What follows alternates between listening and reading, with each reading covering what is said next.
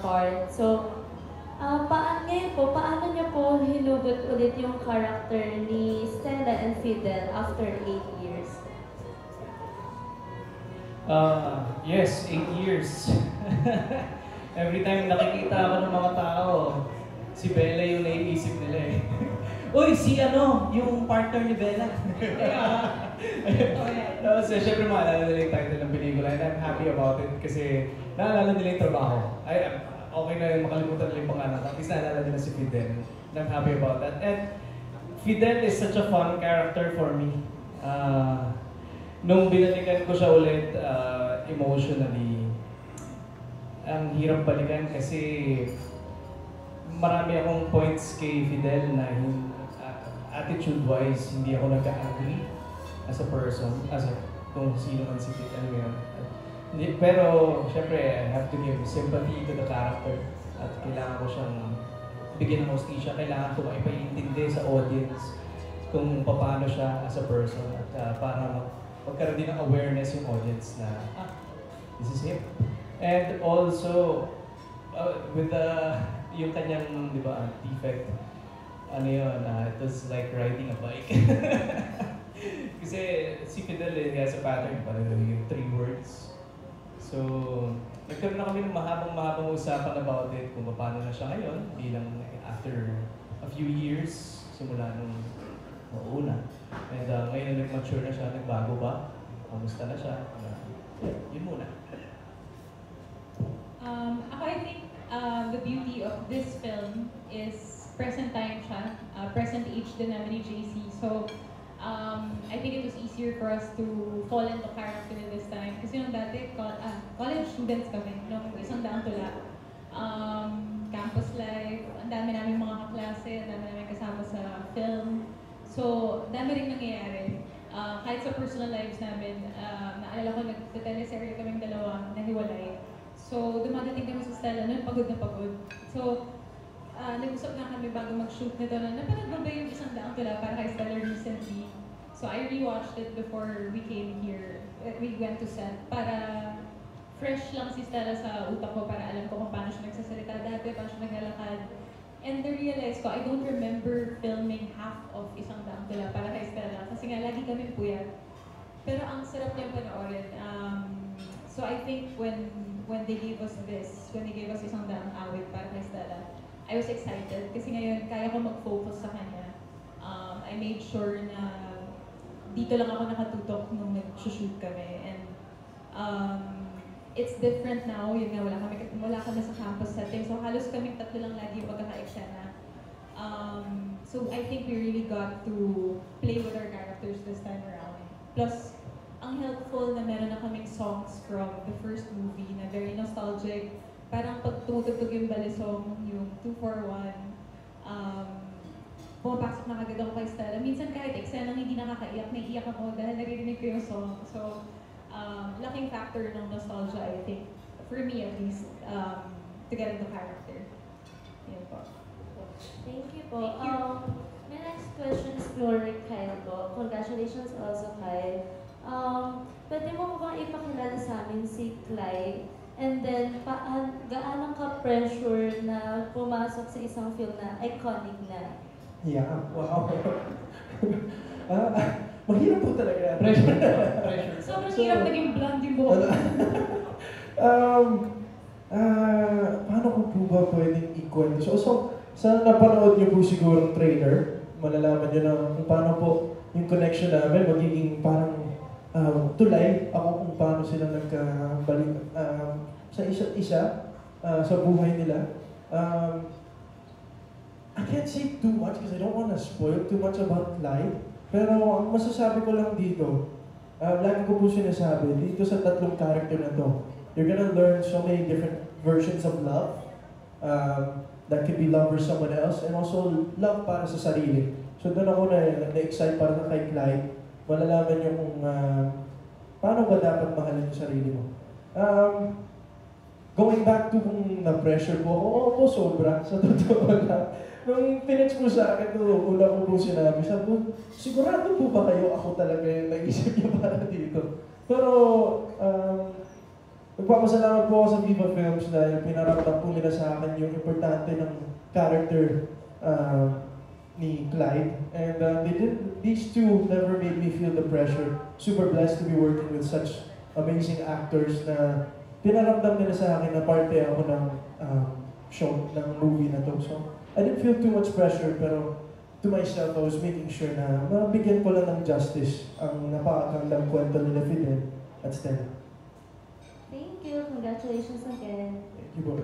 Thank you for your question. That was Angelica Villanueva of Manila Standard. Up next, we have Juan Belinari of TV5 Digital.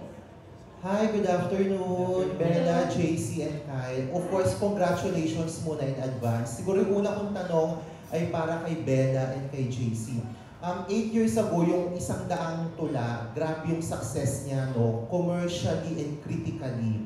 Now, nandito sa sequel, how are you taking the challenge to surpass or equal the success of 100 tula? Bella? Ako personally now, because I also work behind the scenes, syempre nakikita ko yung difference ng cinema after the pandemic. So, actually kaya tayo ng MediaCon today, diba? We want to get the word out and we need your help. I think it's not a secret na yung current state of movie watching or going to theaters is so different from when Isang Daang Tula para kay Stella came out. So, I think we're pleasantly surprised kasi once we started releasing the look test or just photos of Isang Daang Awit para kay Stella, grabe yung reaction. We're even hearing from people who watched the first one na parang, oh, pinanood ko yan, kami pa ngayon, iba na yung asawa niya. You know, like, we saw people grow up with us. So, I'm hoping that the people who loved Isang Daang Tula para kay Stella will love this. I think that itself would be parang a good gauge of success for me for this movie. If they feel satisfied after they leave the film, I'll be so happy. I don't want to think na we have to surpass or match yung box office returns ng Isang Daang Tula para kay Stella kasi we put a lot of hard and good work in the film as well as Direk Jason Polak Samana. This happened parang after such a long and tedious process of back and forth. Ang dami ng script na dumating sa amin ni JC bago kami umabot dito sa script na to. So, I would like to think na people will watch it because it's good, or they'll watch it because they watched the first one and now they want to see what happened to Fidel and Stella and now Clyde. But yun, ayaw kong isipin kung ano mangyayari box office wise. Yeah. Good points. JC? Actually, I'm the worst person to ask this. Wala naman akong pressure dun sa magiging kasi I think it's a producer's pressure or directors. Hindi ko alam. Ako kasi parang, syempre gusto naming balikan ulit yung mga tao nanood nung panahon na yun. We're banking on nostalgia this time. So gusto namin panoorin nila kami ulit. And we were actually reaching out to them or replying to their messages. And I guess we wish na sana manood yung dating nanood ng Isang Daang Tula para kay Stella. And, yeah. Second question ko for Kyle. Kyle, congratulations sa inclusion sa cast. Paano yung dynamics ninyo? Kasi solid na si Bella and JC since then at sa mga previous projects nila. How did you put yourself into the scene and collaborated well with Bella and JC's characters? Paano kaya? Nagkatrabaho na kami ni JC before. Mas may connection, mas marami pa kaming eksena dito than the last project that I did, of course, with him. Pero, like I said, I think ang pinakamasasabi ko sa dalawang actor na to is yung professionalism nila is unmatched, na parang pinaramdam talaga nila sa akin na parte ako ng buong production. And it's a team effort, kumbaga. I know this is their movie, I respect that so much because, I mean, your kwento nila Fidel at Stella, syempre. Sobrang respect ko yung kwento nila. Pero, like, for example, when I just said thank you to Bella thank you so much for letting me be part of this project. Sabi niya sa akin, thank you for joining the parade. Parang, pinaramdam niya talaga sa akin na they wanted me to be part. And from day one, I never felt the pressure from either of them. And I think, makikita mo yung kalabasan sa movie. Yeah. Actually, yung dagdag lang ako dun sa character niya. No? If you see, and I'm sure papayagan naman din ni Direk Jason, no? Si Clyde ay yung opposite dividend, basically, in terms of physicality and confidence. So, I gelled yung character niya sa amin kaagad kasi, oo nga, no? Siya yung hindi siya. Ganun. Something to look forward to. Congratulations, guys. Thank you. Thank you. Thank you. That was Von Belinario of TV5 Digital. Next, we have Roldan Castro of Abandoned Tonight. Good afternoon. Kay Bella at saka kay Jess. Kay Casey. Ano ang sekreto ng dalawa na hindi kayo nauubusan ng kilig? At kahit mapanakit ang mga proyekto nyo? Hindi ko na nga rin alam eh. Ano ba? Pag nangyari po ako, kinikilig ako minsan sa isa na I guess, this is what I always, siguro I usually say this sa theater kasi nga, things that would remind you every time is, lagi mong maaalala yung mga bagay-bagay kasi nararamdaman mo siya. It made you feel something that is unusually na hindi mo nararamdaman palagi. And I think whenever we're together, meron kaming string na pinupul na naririnig ng tao na hindi usually nararamdaman. At ano yun, it's a melancholic feeling every time we're in front of the screen. That's my point of view every time I watch Us. And ang lungkot every time na nakikita ko si Bella at si JC. At the same time, nakikinig din ako, pero at the same time parang, uy, may pag-asa ba? Is there hope? Lagi may lingering feeling of pain. And so, I guess yun yung tandem namin, yun yung standard, or yun yung flavor. So, I guess hindi nakakalimutan yun ng mga tao, lalo na pag naramdaman mo. And yeah, I guess. Yes, Well, Bella. I think it goes down to we both like each other as people. I look forward to working with JC every time. So I think it translates. Nakikita siguro nila yung joy din sa mata namin every time we work. Ako yun eh. Lahat naman siguro na nakapartner na ni JC at lahat din na nakapartner ko sa ibang project. Sinasabi din naman nila may chemistry eh. But it's so easy to fall back into what we built together. Kasi nakailang pelikula na tayo. Naka-anim na ata kami. 8? Okay. Naka-8 na pala kami. Sorry. Naka-8 na pala kami. So, minsan nga, ang usapan na namin is, paano natin iibahin to from the last? Kasi ang dami na namin nagawang love stories together. So, we're very conscious about how we work also. Teamwork siya. Pinag-uusapan namin anong ibibigay natin dito na hindi natin nabigay sa huling pelikula. So, yun eh, it's hard work plus luck plus just genuine chemistry po siguro. Every year po kasi na nag-work kami each other, we syempre nagmamature kami, but we become unpredictable every time to each other. Meron na nga parang tennis match na nga may competition na eh. Parang, galing mo dun galing mo dito ganyan. So, I guess, inaano namin pinupush namin yung isa't isa para sa, bago naman ipakita natin. Paano kaya magiging vulnerable dito, paano ba pumiin dito, para maayos namin yung rhythm ng maayos. Actually, nung last shooting day naming dalawa, may kinunan kami na scene na very heavy. Meron kami ganun to each other. Ano ibibigay mo dito? Tapos pagka-cut, sasabihin ni JC, maganda yung ginawa mo sa line na to Or ako, Caps, sobrang ako na-apektuhan dito sa line na to. So, meron na kaming feedback din sa isa't isa. So, super helpful. Yun, ang follow-up ko, siyempre 8 years na itong bago kayo ginawa ulit yung movie na to. May challenge pa ba sa inyo? Ano yung mga challenge na na-encounter nyo? At the same time, nawala ako. Yun. Tapos kay Kyle din siyempre, ano yung challenge niya na makasama yung magaling na artista na sina Bella at kay JC? challenge? Ang biggest challenge namin is I think very protective na kaming dalawa kay Fidel and Stella. So tumagal na tumagal tong pelikula kasi ang dami naming tanong sa script na ay hindi sasabihin to ni Fidel or hindi to sasabihin ni Stella. So siguro it was difficult for Jason Paul also and the creative staff of Viva Films, but we wanted it to be clean. We wanted the scripts that we read to have no holes. Para pag napanood nila, ayoko kasi na nagbayad yung mga tao ulit para panoorin yung continuation ni Stella and Fidel. Tapos, ay, sana pala hindi na lang. Sana one na lang. Hindi na nila tinuloy.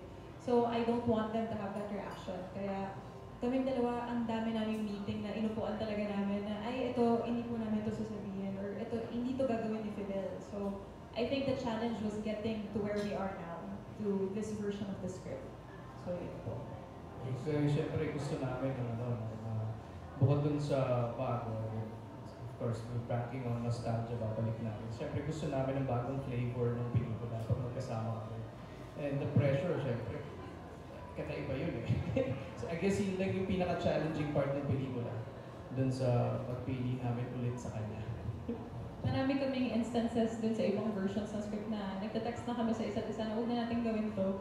Kasi hindi kami satisfied dun sa story or parang wala siyang character development or ang dami ng taon na lumipas, ito lang nangyari sa kanya. So, dami namin ganun in between 2017 and today. So, yun po. Okay. Kyle, yung challenge mo na nakasama yung dalawa.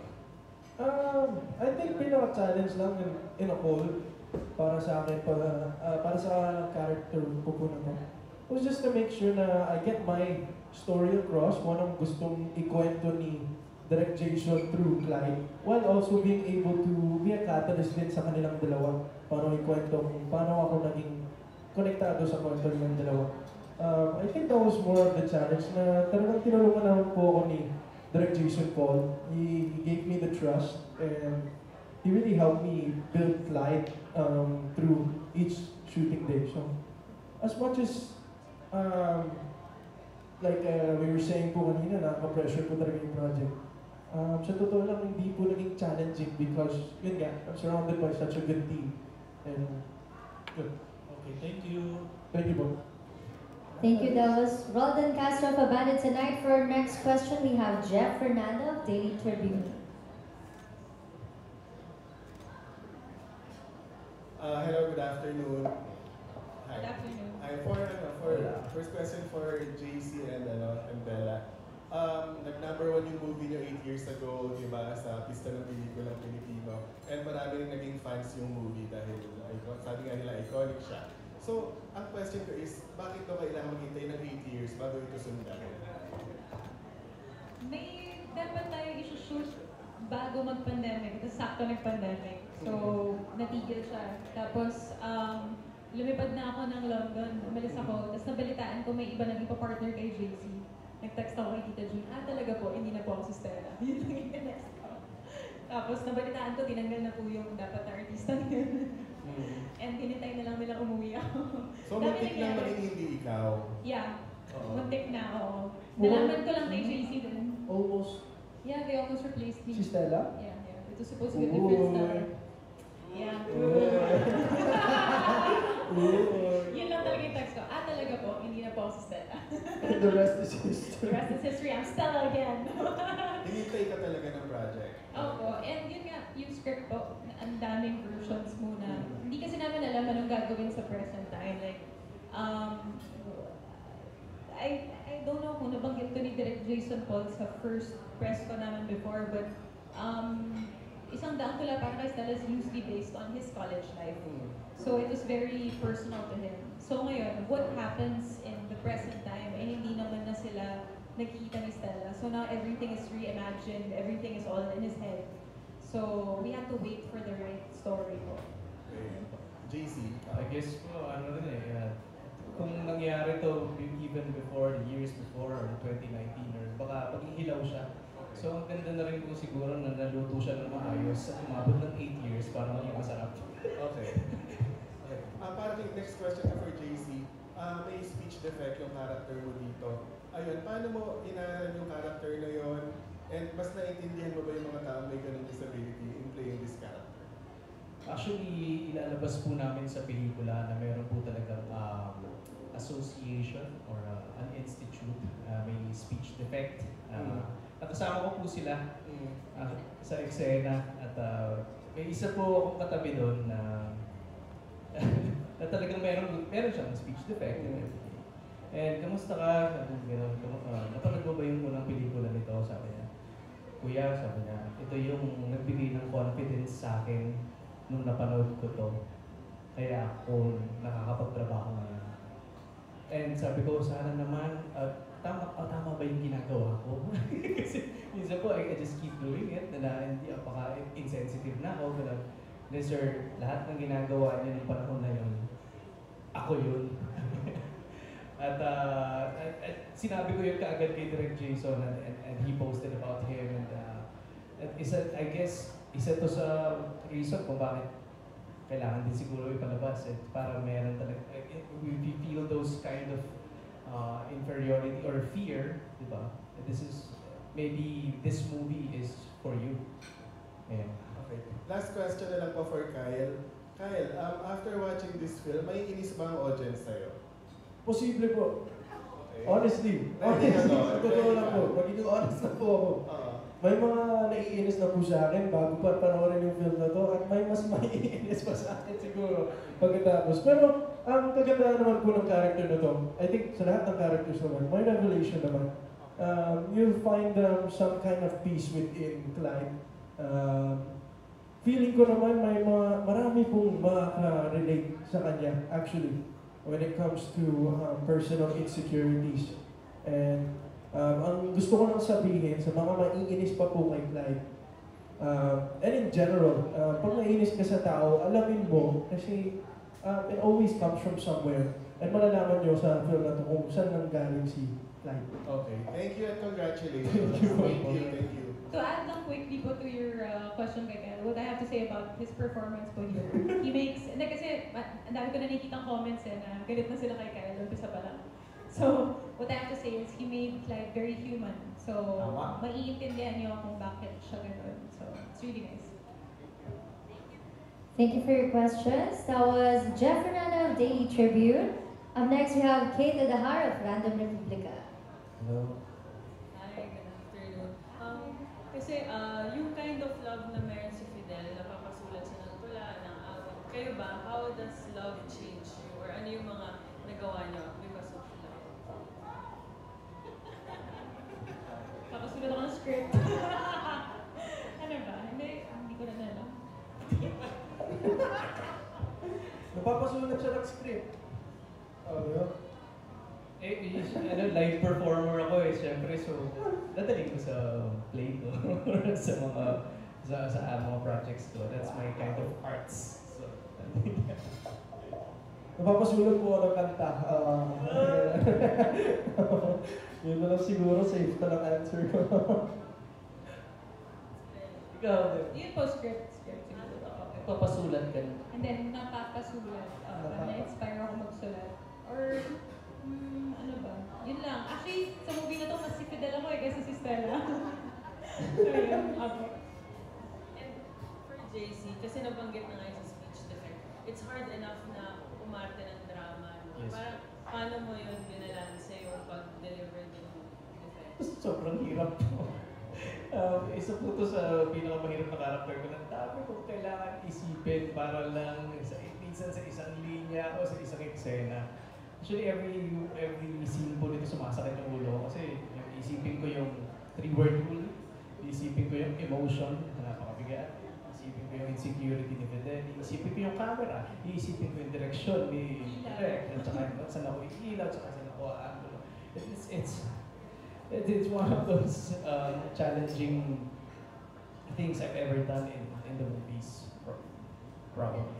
And sana mapagtagumpayan ko siya, sana napagtagumpayan ko siya. I don't know kung nag-translate ba siya dun sa trailer. But, Naiyak ako sa trailer eh. Oh? Nag-translate siya to. Nag-translate? Pero, actually, this time around for this movie, ang I think, emotionally bigat ay mapupunta sa role ni Stella. nasa kanya lahat ng mga nasa kanya lahat ng mga emotionally challenging moments. Pat yung role niya ng gano'n. And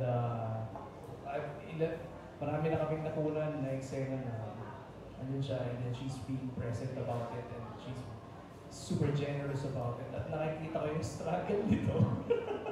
so habang binubuo niya ulit si Stella, I'm proud of what she's done so far. Ang tanong nila ikaw eh. Ay, sorry, nalipat siya. Dahil pinuri ko si Kyle kanina, what I have to say is, ngayon ko lang nalaman na nahihirapan pala siya. Kasi pagka-excel mo siya, no weight. Wala akong nararamdaman. Ano na nga minsan eh, parang feeling ko instinctive na sa kanya yung 3-word rule, yung stutter. I don't see him question his acting choices before we get to the set. So, kung nahirapan ka man, hindi namin nahalata. Ang galing. Yes! That's the goal. Good luck. Thank you, that was Ms. Kate at the Heart of Random Republica. For our next batch, please do stand by Jojo Panaligan of Rider PH, CJ Buad of CJ Says Vlog, Nurse Alma of GMA Entertainment Digital, Alan Sandon of Stars Photo, Ian Lee Estrella, TikTok content creator, and Alan Policarpio of Inquirer. Our next question will be coming from Jojo Panaligan of Rider PH. Thanks, Jean. Question ko kay Bella. Yes, hello po. Hi, Bella. Hello. Kanina sinabi ni JC na meron sa character niya na as JC, he doesn't agree with, pero kailangan niyang makisimpatya to do the role well. Ikaw din ba may ganun ka kay Stella? I'm the exact opposite of JC here. Parang may, yung acting process ko naman is ako yung number one defender ng character ko. So minsan may mga napapatulan ako sa TikTok kasi yung mga comments nila is, naku, sasaktan mo na naman si Fidel. Nag-explain talaga ako na hindi, dito nang galing si Stella. So, baliktad ako. Parang once I say yes to a character, I make sure na I would be the first person to understand where she's coming from. So, personally, questionable, as Bella, questionable yung mga choices ni Stella sa buhay. Those are things I probably wouldn't go through in my real life. But, yun nga eh, parang when I said yes to the first and now the second film, I made sure na if anyone questions Stella, like, why did she do this, why did she say that, I know the answer. So, even if I don't agree with her, I hope hindi niyo siya mahalata when you watch it. Yeah. My follow-up, obviously, importante si Stella sa karera mo, no? Yung character na yan. Hindi ka ba na-tempt na i-co-write yung I mean, given pinapakinggan pa nga lang kita, ramdam ko na how invested you are sa character mo. Yeah. So, hindi ka ba na-tempt na i-co-write? At saka, paano mo pinipigilan yung sarili mo na, ay, actor lang ako dito? I was offered to co-write isang daang awit para kay Stella a few times. Lalo na nung may time na may version kaming hindi talaga nagustuhan and JC already, I think, told them na he didn't want to do it anymore. I remember them calling me in the middle of the night. Nasa Bohol ako. Nasa bakasyon ako. They were asking me to, parang jump on a meeting to co-write the film. But, ako very careful ako to not overstep. This is Direk Jason Paul's story. And he's such an open and such a smart person na pag sinabi namin why this version doesn't work for us, he gets it right away and then he changes that. So I appreciate Direk Jason Paul not only as a director in this film but also as the creative genius that brought all of us isang daang tula para kay Stella. So I wouldn't want to offend him. So I really didn't want to co-write this project.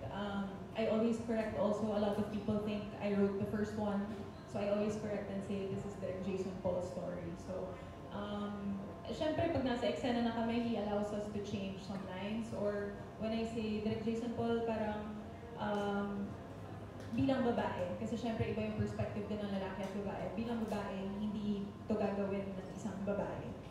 He graciously accepts that. So, I only go that far, like how far an actor can go. So, yun. If I get the chance, one day kung magkaka-third film pa to, I might say yes, kung ipapa-correct nila, but not for this film. Sorry, how would you have felt if someone else had done Stella? Oh, I would have been really mad. kung iba daw yung gumawa ng character ni Stella. I don't think anyone else can do it better than you. Thank you. That's very kind. Thank you. Hindi naman kasi dapat kami yung gagawa ng isang daang tula, diba? This was a project for 2 different actors. So, binigay ito sa amin, parang last minute ano na lang kami, pairing na baka mag-work si Bella and JC. I think we're here because we're meant to be Fidel and Stella, and I love Stella so much, the film and also the character. Like you said, I think it put me on the map as an actress. I think people started taking me more seriously as an actress after Isang Daang Tula para kay Stella, not just as a working actor, but an actor who can bring, I guess, money in. So I got trusted with better roles after this. So I'm not gonna let anyone else play Stella if I have the last say. So, yun po. Thank you. Thank you. That was Jojo Panaligan of Rider PH. Up next, we have CJ Buada of CJ Says Blog. So, hi guys. Good afternoon. And isa ako sa mga umiyak nung Isang Daang Tula. Sorry po. Yeah. Masakit-sakit bench. Ngayon naman, paano nyo ipapakilala si Fidel at Stella sa mga Gen Z? Kasi yung mga Gen Z, di ba, medyo wala na. So, paano nyo sila ipapakilala right now? Stella, ikaw muna. Tumingin ako kay JC kasi paano ba ipakilala ng isang tao sa Gen Z? Hirap ng tanong. Wait lang, ganda ng tanong. I wanna answer this properly. Give me Can I say something as a Gen Z perspective? Ako po kasi, inaamin ko na po ito dati, pero aaminin ko po ulit ngayon, hindi ko pa napanood ang Isang Daang Tula para kay Stella. And that was also in my way. I didn't want to know anything about Stella and Fidel going into the movie. Siguro pagkatapos po ng premiere night, promise, papanoorin ko po yung first. Pero, I'd like to say, as a Gen Z, I've always known this film have such a big impact, and I would say Philippine pop culture, when it comes to, when you talk about that heartbreak movie that a lot of people would talk about. Laging pinag-uusapan ng Isang Daang Tula para kay Stella, and I think they, naramdaman po ulit ng mga tao yun nung in-announce na uulitin na may sequel. Ako, not being a viewer, but being able to read the comments, na talaga ang daming sumunod, ang daming nakaalala ng kwento nila. And I feel like it's, to introduce this to my generation, we already know the impact it had before, so I think a lot of us are still excited to see what their kind of love back then could bring to a time like now. So yun. Yes, Kyle. As a millennial, relax na lang. Sabi ka. Yes, Ben. I think, yeah, that's the perfect answer. We have Kyle. He's our Gen Z rep. He definitely brings a lot of freshness and youth to the film. I think his audience would